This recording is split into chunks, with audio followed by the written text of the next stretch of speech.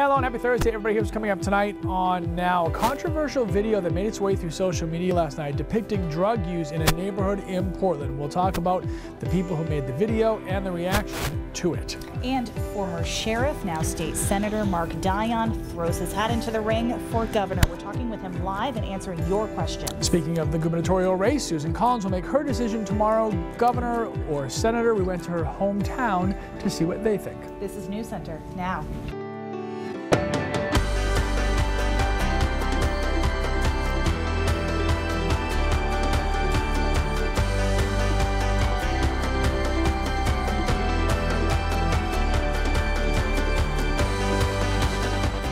We are less than 24 hours away from knowing the political future of Maine's senior U.S. Senator Susan Collins.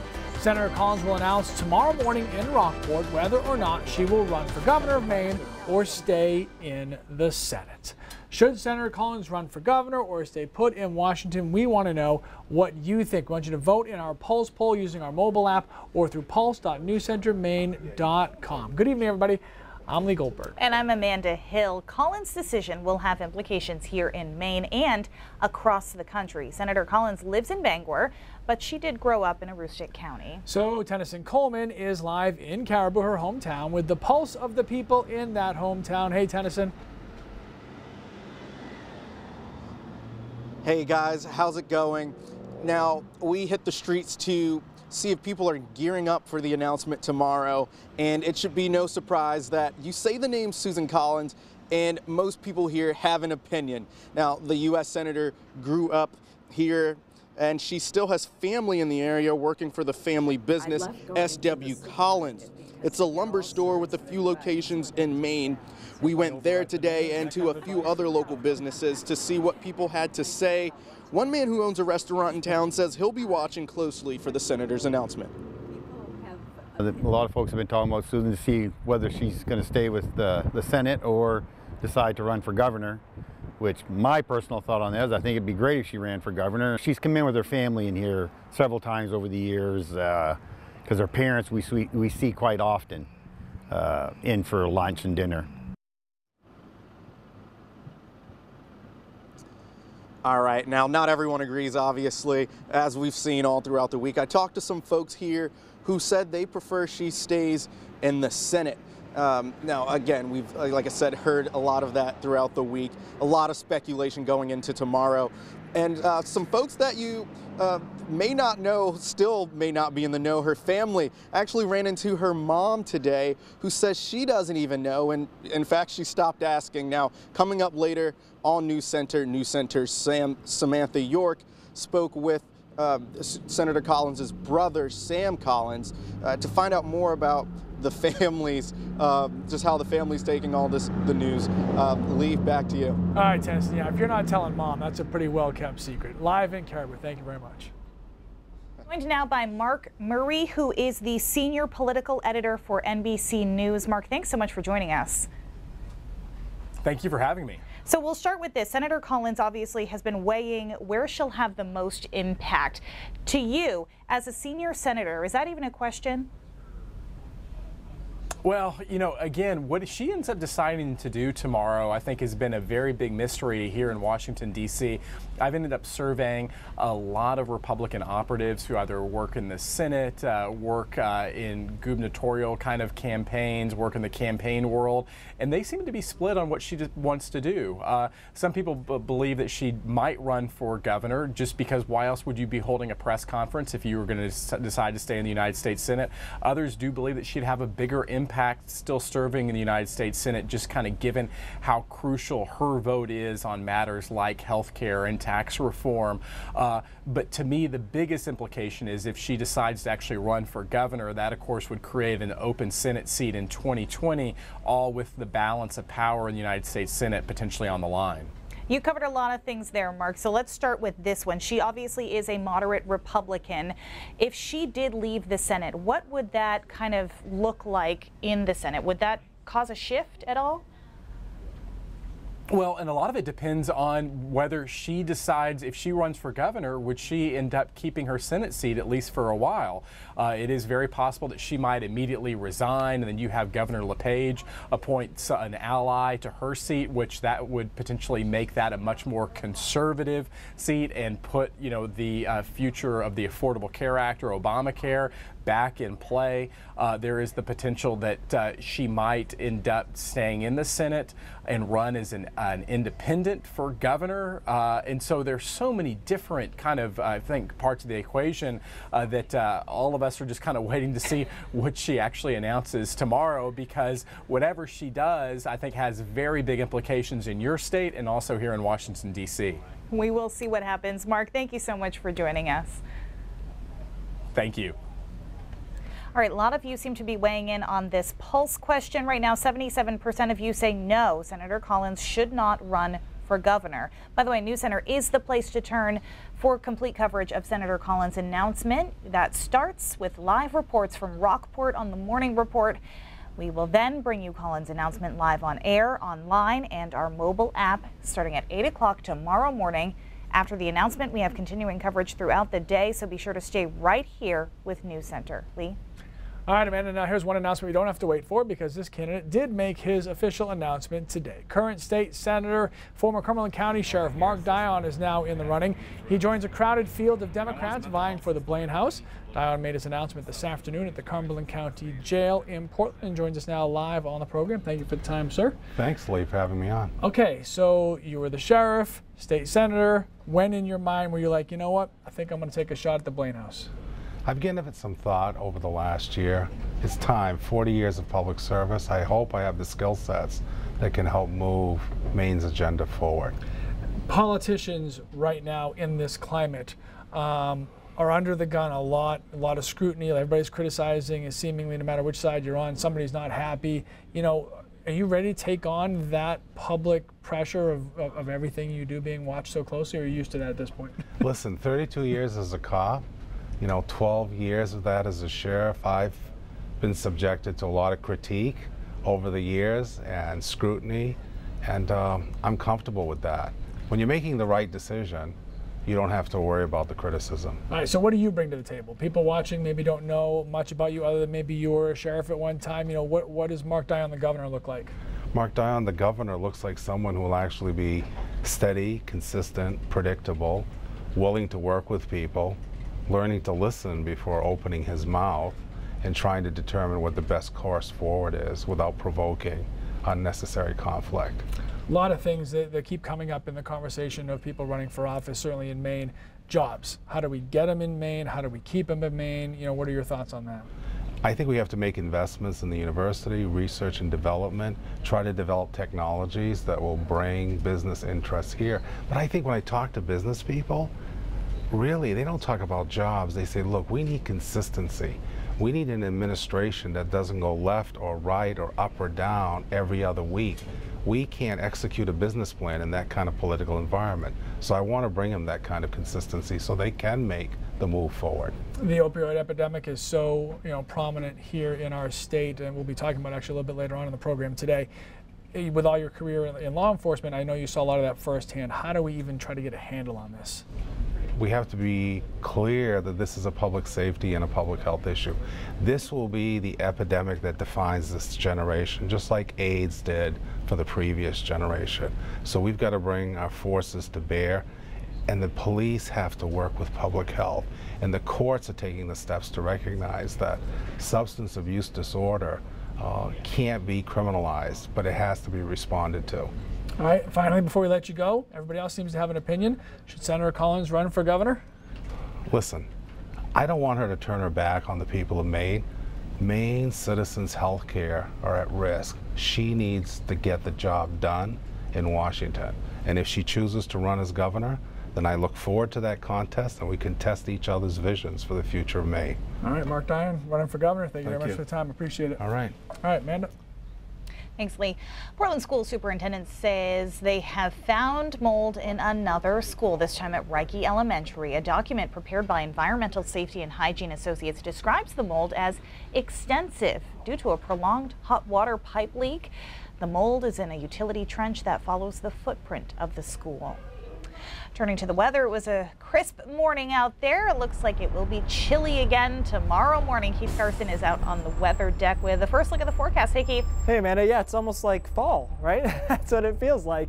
Temperatures in the 50s for the most part today, despite almost wall-to-wall sunshine. Currently 54 in Portland, 55 in Rockland, 57 in Millinocket. Doing pretty decent there. A little bit warmer actually in the mountains at 60 in Berlin. Visible satellite though pretty much clean. There's nothing going on anywhere in New England. It's one of those kind of skies you don't get too often any other time of the year. It is a fall sky, nice deep and blue. The rain has stayed to our south. Very dry air is the reason for that. We snuck a few showers in last night, but after that, dry air just ate away at not only the clouds, but also the showers.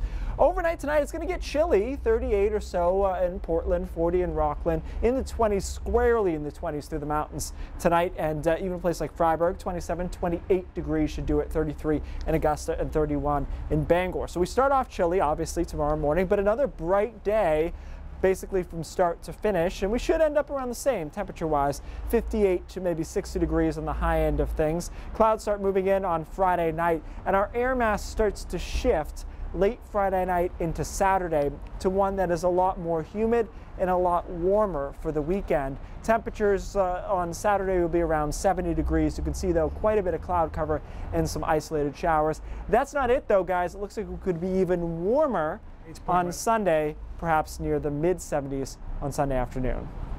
All right, well, I'll take all those weather. That works for me. Today felt like fall too. I like that. Yes, it was a nice I'm okay with fall. Day. Just no winter. Okay, Mark Dion's going to stick around, by the way, and answer some of your questions during the break on our Facebook page. So if you're not there now, head over there and we'll continue that conversation there. Still to come on now, we've got graphic video showing people sharing needles in public. The harsh response one person is getting after posting these images online. All right, just a quick update here on that Pulse poll. 82% now, it has risen, say no, Senator Susan Collins should not run for governor. So thanks again for weighing in. You can continue to do so by going to pulse.newscentermaine.com or using the mobile app. All right, more news now. We know how severe the opioid epidemic is in Maine, but new video is putting it right in front of our faces. Yeah, now we do want to warn you, this video you're about to see is absolutely graphic. A person shot this cell phone video in Portland on Tuesday of what appears to be a group of people sharing a needle on the front steps of a building on Alder Street. It's unclear right now what substance, if any, was in the needle, but the person who shot this posted it on Facebook and has since taken it down. Chris Costa spoke with that person and people who live in the neighborhood. Chris, this is a pretty serious video. Yeah, absolutely. And a lot of people just kind of have that innate sort of visceral reaction to it. We don't know exactly what was in that needle, but the person who shot it, the video says they believe it was heroin. They say they got negative feedback as soon as they posted it. Video appears to show a group of people sharing a needle on the front steps of a Portland apartment building. Shocking images, not surprising to people who live in the neighborhood. I've seen people shooting up on the street more than once. It's unclear exactly what is in the needle, but Lauren Fedorchik says it's likely heroin. She lost a relative to a heroin overdose. In the long run, it's just a terrible, life-threatening, devastating thing. Needles are a common sight in this neighborhood. We found syringes, caps, and baggies all over the property. I know we have like a couple young kids living upstairs, and when we see like needles around, it's kind of concerning. The person who shot the video says they took it down because they received so many threats. They wouldn't go on camera with us, but they said they wanted to shine a light on the issue. In a text message they wrote, "I recorded the video because we see this stuff on a daily basis. It's pretty heavy to watch. This particular time it was brutal. If we continue to treat this addiction like it's something we expect to see, then how is it going to change or get better?" The person says the post got more than 10,000 shares with a variety of comments, but some chastising this person for posting it online. As like graphic as it is, I think it's important to like show, like spread awareness about that is like right there out in the open in the space that you live in. I think people need to see it because it's still going on and it's an issue, and until it's controlled or something's done about it, I think people need to speak out about it. Now, one of the women we spoke to says that while she feels sad to see this, she says it's important to remember that these people are still human, that they deserve the same respect as anybody else. So it's just, yeah, hard to see. I mean, you see it right in front of you. Yeah. Really interesting reaction. I mean, it's a pretty raw video for sure. Yeah. And we got some people, there were some people on that original Facebook who said, this is very disturbing. I don't want to see this. And then there were other people who criticized the people for their substance use disorder. And then there were others who said, no, they don't have a choice. It's a disorder. And so you kind of ran the whole spectrum on comments. Always strikes a chord, with anybody. There's a lot of passion on all the different sides of it. So. So there's a lot of discussion about whether, taking a video of it was the right thing to do. So. Well, as Chris said, this video really struck a nerve on social media. It got a lot of people who work in recovery centers upset too. Yeah, Krista Fowler is a recovering addict and she works at the Portland Recovery Community Center. In her opinion, posting that video on social media wasn't necessary. All that video did, in my opinion, was dehumanize the people in it. This is a part of their life. This is their dark point. Everyone has dark points, but not everyone gets it recorded and then shared with the world to see. Like, this is real stuff. This is their life and their suffering out here. And I don't think that light needs to be shined upon the act. I think it needs to be shined upon the whole disease and how people are suffering. Now, Fowler added that in her opinion, people should be shining a light on the need for more resources in the mental health and the addiction worlds and not on the fact that people are using drugs. All right, your full forecast just ahead on Now. We will look ahead to your warmer weekend weather when Keith Carson continues. A top official with Facebook spoke publicly for the first time today about Russian meddling using social media during the 2016 presidential campaign. Sheryl Sandberg says she supports a public release of political ads backed by Russia that appeared on Facebook during the campaign. As Chris Pallone reports, Congress is investigating Russian influence in the election and how thousands of advertisements appeared on social media platforms. And so one of the other things we're doing... Facebook COO Sheryl Sandberg says the social media giant is cooperating fully with federal investigators after it found 3,000 ads coming from Russia which targeted Americans during the 2016 campaign. Things happened on our platform in this election that should not have happened. Speaking with Axios, Sandberg says Facebook supports releasing the ads and information about who they targeted. We know that we have a responsibility to do everything we can to prevent this kind of abuse. Sandberg says Facebook started looking into Russian ads around Election Day as reports of Russian attempts to influence the election intensified. The company is hiring 4,000 people to weed out ads placed by fake users and investing in machine learning to help. None of us should want this kind of foreign interference, and in order to prevent it, we're all going to have to fully cooperate with each other, with government, across the board. Sandberg spoke in Washington during 2 days of meetings with members of Congress, including members of the House Intelligence Committee and the Congressional Black Caucus. We want the American people to see these ads and see just how cynical they are. And when it's a foreign country dividing our country and sowing seeds of division in communities between the races, between different ethnicities, that is a real concern. Representatives from Facebook, Google, and Twitter are expected to testify before Congress on Russian influence in the 2016 election, November 1st. Chris Pallone, NBC News. All righty, let's take a look outside at beautiful Bahama, where it is always gorgeous. Literally one of my favorite places it is seriously, in the world. Like, it could be a downeaster, nor'easter. Pretty high end. And it's always nice. Yeah, it's beautiful. This time of year, though, you're looking at foliage time. I was thinking about shooting up there the other weekend. They're not giving hotels away over there. No. Not giving them away at the moment. Luckily, you can afford it. Yeah. Maybe in the winter. Quiet down, Ortiz. All right. Funny how that resonated with the whole newsroom. Let's do the weather. You might want to keep going now. Is it the parking space?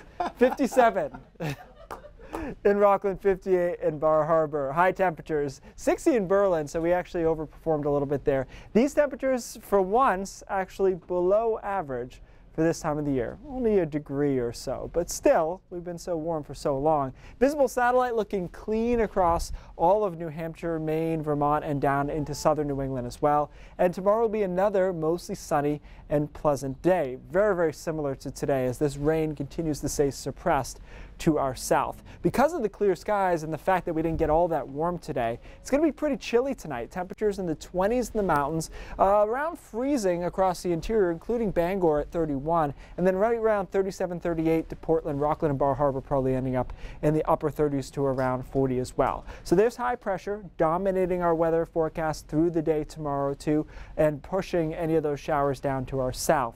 Now we switch air masses over the weekend, and it's a bit of a trade-off because it's warmer, but it also will include more in the way of cloud cover. So here we are on Saturday. You can see the clouds, a couple of isolated showers, but temperatures will be mild. Hour by hour forecast showing you the sunshine through tomorrow. Watch the clouds come in there on Saturday and those isolated showers popping up on Saturday afternoon. This is the month thus far, obviously running warm. We're going to get one more cool day in and then back to the warm stuff on Sunday. Pretty substantial cool shot coming in Monday and Tuesday of next week. But what do you know? After that, we go back to a monster ridge for next weekend. So probably 70s again, not this weekend, but the weekend after that. That's where we've been, but we will get our cool shots in there. And I think Tuesday morning will be the first frost along the southwest part of the state and into coastal Maine. So we could see a legitimate hard freeze here on Tuesday morning, but we start trending back up for Thursday, Friday, and next weekend back into the 70s at that point. Guys, in the super long range, perhaps a pattern flip to cool weather in November, but that's November. It's a while. That's a ways away. Whatever, we'll get to that. We will. Right now we need to get to what's coming up at 5:30, so we bring in Cindy Williams for that. That's right. Coming up in the next half hour, Anthony Sanborn is the only man convicted of murder in the state of Maine to be let out of prison on bail. A review of his 1992 conviction continued today. The focus on witnesses in Sanborn's original trial, including Hope Cady, who was the key witness. And President Trump signed an executive order on health care today. He says his measure will lower health insurance premiums. Is that true? Those stories and more ahead at 5:30, and News Center at 5 continues after this. All right, just a quick update here on the Pulse question. Should Senator Susan Collins run for governor? 81% saying no. We will see tomorrow morning, and you can find out her answer right here on News Center starting at 8 a.m. 15 hours away. This is your chance, Lee, to get in the race. Yeah? This is it. You think there's time? This is your moment. There is. All right. I think there's plenty of time. Goldie for Gov. Goldie for Gov. Let me show you this foliage map real quick because popping some colors finally now into the mountains. It's a late peak, no doubt about it, but we are getting some more color. This weekend could actually be really nice. All right, get outside, enjoy the weekend, but right now, stay inside and enjoy News Center at 5:30.